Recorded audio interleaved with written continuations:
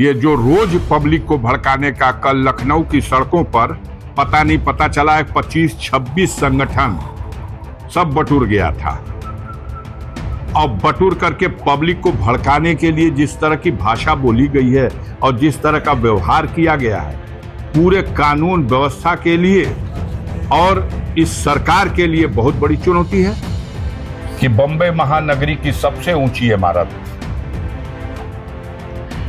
जिसे देश के बहुत से लोग जानते हैं वो इमारत किसकी है, वो यतीम खाने के नाम से वक्फ की गई एक जमीन पर बनी है। साहब, जिस तरह सरकार कार्रवाई कर रही है, क्या लग रहा है? गिरफ्तारी भी हो सकती है।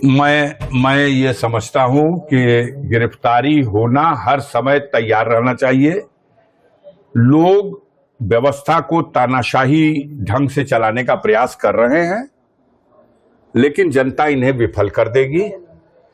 बर्क साहब निर्भीक हैं और कोई ऐसा उनसे गुनाह नहीं है कि जिसके लिए वो घबरा जाए।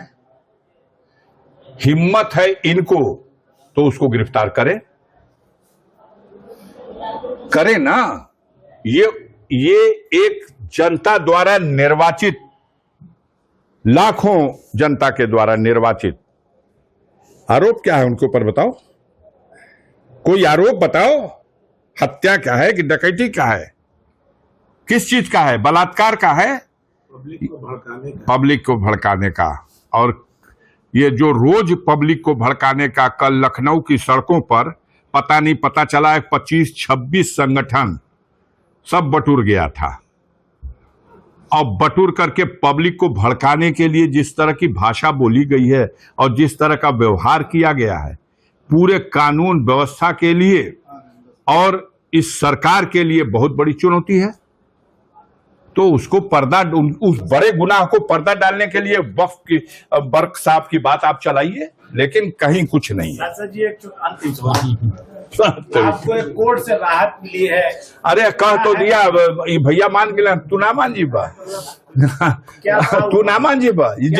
जैसे पूछे के बाद उसे पूछा, क्या था मामला? पूछे, जिससे पूछना है उससे पूछिए कि ये क्या हो गया।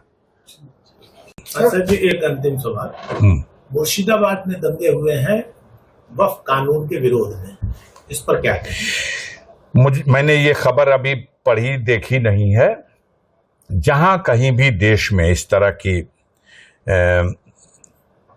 जो आप बता रहे हैं, किसी तरह का कोई भी दंगा फसाद, कोई सभ्य समाज, कोई सभ्य व्यक्ति इसको अलाउ नहीं करता। कुछ अपील करना चाहेंगे? अपील तो हम कह रहे हैं, देश की जनता सशंकित है, हमारी नीयत पर उसको शक है।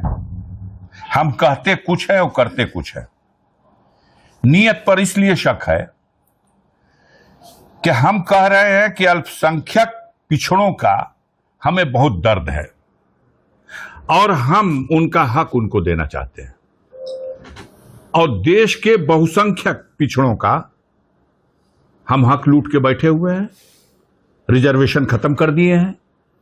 इसलिए लोगों को शक है, लोगों को इसलिए संदेह हो रहा है कि हम अल्पसंख्यक महिलाओं के प्रति बहुत चिंतित हैं। हम अल्पसंख्यक महिलाओं को उनका कल्याण करने के लिए, उनका अधिकार देने के लिए, उनके हित में यह फैसला ले रहे हैं। अब इस सवाल पर तो हमें कई लोग कहते हैं निजी सवालों पर मत कहिए, लेकिन अगर हमने अपने परिवार को भी हक न लौटाया हो उसका, तो हमसे कैसे कोई उम्मीद करेगा कि हम अल्पसंख्यक महिलाओं का दर्द अपने दिल में सही पाले हुए हैं। इस सवाल को भी मैंने पार्लियामेंट में कहा कि बम्बई महानगरी की सबसे ऊंची इमारत, जिसे देश के बहुत से लोग जानते हैं वो इमारत किसकी है, वो यतीम खाने के नाम से वक्फ की गई एक जमीन पर बनी है। अब वो खतरे में है। अगर वक्फ बोर्ड के पास अधिकार रहेगा तो कल वो बिल्डिंग खतरे में आ जाएगी। संसद से जो पास हुए, देखिए बात अब पूरी हमारी समझ लीजिए पहले, क्यों इस सवाल पर लोग विचलित हैं। लोग विचलित है कि हम वक्फ की संपत्तियों का संरक्षण करेंगे, तो लाल किले का संरक्षण करने के लिए डालमिया को क्यों दे दिया, इसलिए हमारी नीयत पे लोगों को शक है। कोई दानी, कोई महादानी अपनी संपत्ति अपने पुण्य के लिए गरीबों, महिलाओं, बेसहारा लोगों के काम आ जाए, इस उद्देश्य से संपत्ति दान में दे देता है। जिसको दान दिया, दान देने की प्रक्रिया को वक्फ कहते हैं। दान कर दिया, यही वक्फ है। इसको उर्दू शब्द है वक्फ। अब वक्फ का व्यवस्था संचालन वक्फ का बोर्ड कर रहा है। जो दान जहां मिल रहा है उसका संचालन करने के लिए वक्फ बोर्ड है।